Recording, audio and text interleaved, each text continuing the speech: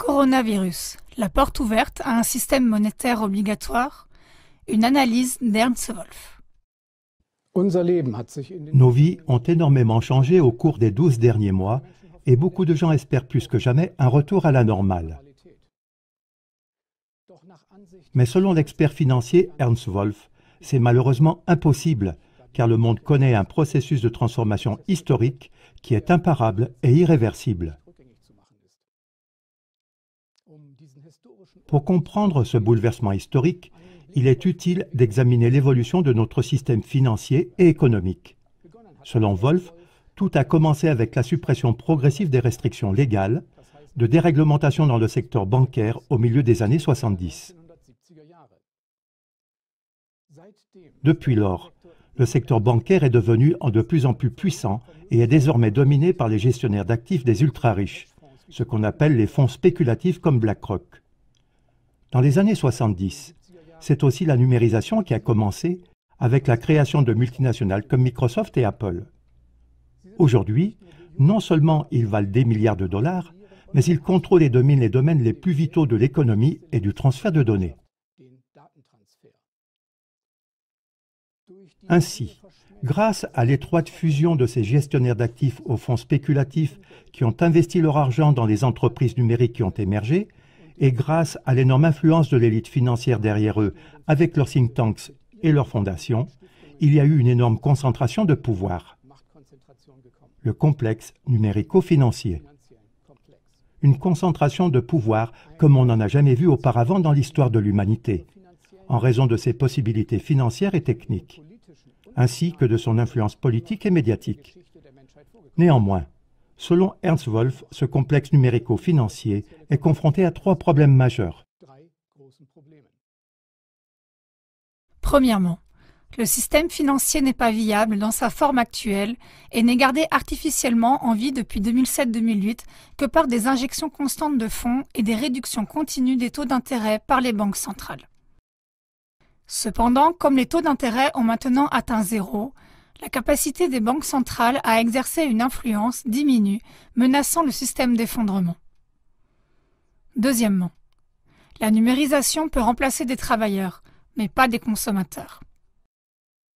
Comme la numérisation ne cesse d'accroître la masse des chômeurs et des bénéficiaires des aides sociales, la consommation, moteur de l'économie, risque de s'effondrer. Troisièmement, si le travail humain disparaît de plus en plus à cause de la numérisation, le principe de l'argent, qui a toujours été un indicateur du travail humain, deviendra à long terme intenable. C'est pourquoi toutes les grandes banques centrales du monde travaillent actuellement d'arrache-pied pour introduire un nouveau système monétaire, la monnaie numérique de la Banque centrale ou CBDC. Celui-ci devrait à terme remplacer complètement l'argent liquide, exister exclusivement sous forme numérique et être géré de manière centralisée via des comptes auprès d'une banque centrale. Cela signifie qu'on ne pourra plus vraiment choisir entre les différentes banques ou entre le paiement en espèces ou par carte. Ce système monétaire centralisé et sans alternative soumettra l'humanité non seulement au contrôle de l'État, mais aussi à celui des grandes sociétés informatiques, puisque les paiements seront à l'avenir effectués en touchant un téléphone portable ou en scannant un code QR. Les personnes peuvent alors être identifiées de toutes les manières possibles par la CBDC. Celle-ci peut par exemple être émise pour un temps donné et donc avec une date d'expiration ou dans un but précis. Les taux d'intérêt négatifs peuvent rendre l'épargne impossible et stimuler la consommation. De plus, le complexe numérico-financier pourra ainsi nous imposer des sanctions pour mauvaise conduite envers l'État ou envers les multinationales de l'informatique, nous refuser des retraits ou des transferts, ou bloquer totalement notre compte. Compte tenu de ces dangers, dans des circonstances normales, la plupart des gens n'accepteront certainement pas cet argent.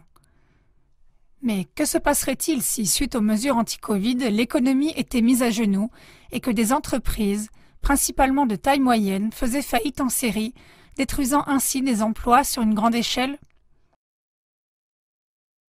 Que se passe-t-il si les caisses de l'État sont pillées et que les États sont désespérément surendettés, si le versement des aides à ceux qui sont réellement dans le besoin est retardé, si les peuples sont épuisés par de nouveaux rapports d'horreur et s'ils sont également montés les uns contre les autres par des manipulations médiatiques jusqu'à ce qu'un chaos total s'installe enfin? Si on offrait ensuite un revenu de base universel en guise de salut aux personnes qui sont, pour ainsi dire, envoyées au tapis, elles accepteraient très probablement ce nouveau système monétaire. Il leur suffirait d'ouvrir un compte numérique à la Banque centrale. Dans ce contexte, Ernst Wolf pose la question suivante. Serait-il possible d'introduire la monnaie numérique de la Banque centrale de cette manière sans trop de résistance et de laisser le piège se refermer ainsi? Il est clair que notre système financier et économique est à bout de souffle, ce qui met l'élite financière sur la sellette. Que les choses se passent exactement comme décrit ci-dessus, ou bien que d'autres événements provoquent ce chaos total, l'analyse d'Ernst Wolf montre une chose. Il est particulièrement important à l'heure actuelle de relier les événements politiques à l'évolution de notre système financier, afin de pouvoir les comprendre correctement. C'est pourquoi Ernst Wolf s'efforce constamment de montrer ces corrélations à travers de nouvelles émissions, ainsi qu'à travers son livre récemment publié, Wolf of Wall Street. Ernst Wolf explique le système financier mondial, afin de sensibiliser la population. Parce qu'il est urgent de mettre fin à l'ignorance et à la tromperie du peuple à ce sujet. Ce n'est que de cette manière que nous pourrons réussir à déjouer les plans du complexe numérico-financier et à établir un nouveau système monétaire démocratique au profit de tous.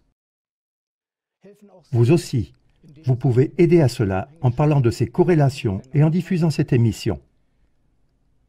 La liste suivante des pays dont les banques centrales travaillent à l'introduction d'une monnaie de banque centrale numérique montre à quel point cette évolution est mondiale.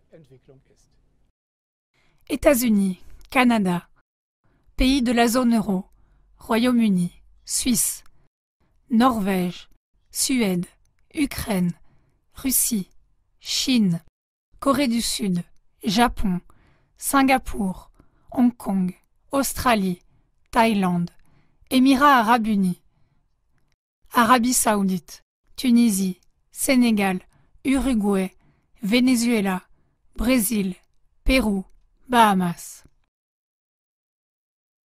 L'article complet en allemand The Wolf of Wall Street Special, le système monétaire obligatoire menaçant, peut être consulté sur la page d'accueil de Ken FM en cliquant sur ce lien.